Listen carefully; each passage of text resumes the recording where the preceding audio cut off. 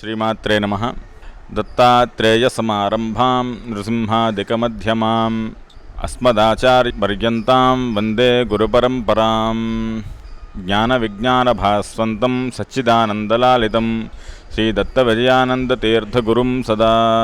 మీరు చూస్తున్నది శ్రీ దత్తరామేశ్వర తీర్థ క్షేత్రము. ఇది శ్రీ శ్రీ శ్రీ గణపతి సచ్చిదానంద స్వామీజీ మరియు దత్త విజయానంద తీర్థస్వామి వారి అనుగ్రహ ఆశీస్సులతో నడపబడుతున్నటువంటి ఆశ్రమము. ఇది 1977లో దివి తుఫాన్ వచ్చిన తర్వాత అటువంటి ఉపద్రవం మళ్ళీ రాకుండా ఉండాలి అని చెప్పి బందర వాస్తవ్యులందరూ కూడా 79లో ఇక్కడ ఈ శివాలయాన్ని ప్రతిష్ఠ చేశారు. ఈ శివాలయాన్ని ప్రతిష్ఠ చేసిన తర్వాత ఒక 10 సంవత్సరాల పాటు వాళ్లే బందర్ నుంచి వచ్చి దీని ఆలన పాలన అన్నీ చూస్తూ ఉండేవారు. ఆ తర్వాత 1990లో శ్రీ స్వామీజీ వారికి ఈ యొక్క దేవాలయం గురించి విధానాన్ని తెలిపి ఆయనకి అప్పచెప్పడం జరిగింది. ఆయన దీని 90లో దత్తాత్రేయ స్వామివారి దేవాలయాన్ని, 91లో 12 నూతుల్ని ప్రతిష్ఠ చేసి అది అలా కంటిన్యూ చేస్తూ ఆయన ఆధ్వర్యంలో అప్పటి నుంచి నడుస్తూ ఉన్నది. నిదానంగా ఒక్కొక్క సంవత్సరం కానీ ఒక దశాబ్దానికి కానీ ఒక్కొక్క విధానాన్ని ఒక్కొక్క డెవలప్మెంట్ చేసుకుంటూ వచ్చారు. 2007లో ఇక్కడ నిత్యాన్నదానం స్కీమ్ ప్రారంభం చేశారు. తర్వాత గోశాల ఏర్పాటు చేశారు. గోవర్ధనగిరి ఆ యొక్క కథ మొత్తం గుర్తొచ్చేలాగా గోవర్ధనగిరి, దాని కింద గోశాల, తర్వాత బాల క్రీడా కేంద్రం అని చిన్నపిల్లలు ఆడుకోవడానికి చిన్న పార్కు లాగా ఏర్పాటు చేశారు. ఇక్కడ ప్రత్యేకం ఏంటంటే నవగ్రహాలు విడివిడిగా ఉండటం. ప్రతి ఒక్క దేవాలయంలో ఒక దిమ్మ మీద 9 గ్రహాలు ఏర్పాటు చేసి ఆ గ్రహాలకి అన్నీ కలిపి ఒకేసారి ప్రదక్షిణ చేసేందుకు వీలుగా ఉంటుంది. ఇక్కడ ఈ దేవాలయంలో విశేషం ఏంటంటే విడివిడిగా ఉన్నటువంటి నవగ్రహాలు ఉంటాయి. ఏ గ్రహానికి కావాలంటే ఆ గ్రహానికి మనం ప్రదక్షిణం చేసి ఆ గ్రహానికి పూజ చేసుకుని వెళ్ళొచ్చు. ఈ దేవాలయంలో ప్రతి పౌర్ణిమకి దత్తాత్రేయ హోమము, ప్రతి ఒక్క మాస శివరాత్రికి రుద్రహోమము, ప్రతి సంకష్టహర చతుర్థికి లక్ష్మీ గణపతి హోమము జరుగుతాయి. ఈ దేవాలయంలో విశేషమైనటువంటి కార్యక్రమాలు కార్తీక మాసంలో తండోపతండాలుగా జనాలు రావటం, సముద్ర స్నానాలు చేసి ఆ తర్వాత ఈ నూతుల దగ్గరికి వచ్చి స్నానం చేసి వాళ్ళు ఈ యొక్క దేవాలయంలో అభిషేకాదులన్నీ పూర్తి చేసుకుని వెళ్తారు. విశేషం ఏంటంటే ఈ ద్వాదశ తీర్థాలు 12 ఉపనదులతో సమానము. దాని మీద పేరు రాసి ఉంటుంది, ఉన్మోచన తీర్థము, పంపా తీర్థమని. ఆయా నదుల నుంచి ఆ ప్రతిష్ఠ చేసే సమయంలో ఆ నీళ్లు తీసుకొచ్చి అక్కడ పోశారు. అవే రంగు రుచితో ఊరుతూ ఉంటాయి.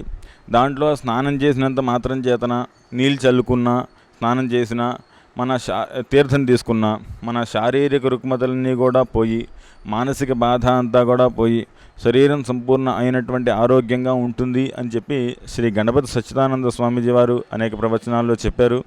వారు ప్రతి సంవత్సరం ఇక్కడ ఈ దేవాలయానికి వచ్చి వీక్షిస్తూ ఉంటారు. వారి యొక్క అనేక ఆశ్రమాల్లో ఇది కూడా ఒక భాగము. ఈ కార్తీక మాసం మహా విశేషంగా జరుగుతుంది. లఘు మహారుద్రాభిషేకాలు అని ఒక విశ్వశాంతి మహాయజ్ఞం లోక కళ్యాణం కోసం జరుగుతుంది. ఒక 4 రోజులు మహాయజ్ఞం జరుగుతుంది. అప్పుడు 66 ఆవృత్తులతో ఒక రోజున ప్రతిరోజు 66 ఆవృత్తులతో స్వామివారికి ప్రత్యేకంగా నిత్యము అభిషేకం జరుగుతుంది. మధ్యలో విశేషమైనటువంటి కార్యక్రమాలు మహాలింగార్చన, సహస్రలింగార్చన, అమ్మవారికి స్నపన, సుబ్రహ్మణ్యేశ్వర స్వామివారికి స్తపన, తర్వాత విశేషమైనటువంటి లక్ష కుంకుమార్చన, లక్ష బిల్వార్చన, ఇలా అనేక కార్యక్రమాలు, చండీయాగం అలా జరుగుతూ ఉంటాయి. ఆ భక్తులన్నీ ఈ చూడటానికి విశేషంగా వస్తారు. ఆకామావై ఈ ఆషాఢమాసం, కార్తీక మాసం, వైశాఖ మాసం, మాఘమాసం, ఈ 4 మాసాల్లో సముద్ర స్నానం చాలా విశేషంగా చేయబడుతుంది. ఈ యొక్క పూర్ణిమ నాడు విశేషంగా జనాలు రావటం, ఈ ఆశ్రమాన్ని దర్శించటం, నూతుల దగ్గర స్నానం చేయటం బాగా రద్దీగా ఉంటుంది. దీంట్లో స్నానం చేసిన ఇదొక దత్తరామేశ్వర తీర్థ, ఇది ఒక దత్తపీఠానికి సంబంధించినటువంటి ఆశ్రమం. దత్తపీఠం ద్వారా నడపబడుతున్నటువంటి వారి యొక్క ఆశీస్సులతో నడపబడుతున్నటువంటి ఆశ్రమం. రామేశ్వరంలాగా 21 నూతులు ఉంటాయి అక్కడ, ఇక్కడ 12 నూతులు ఉంటాయి. రామేశ్వరంలాగా ఉంది ఇది కనుక దత్తరామేశ్వర తీర్థక్షేత్రము అని దీనికి పేరు. శ్రీమాత్రే నమః.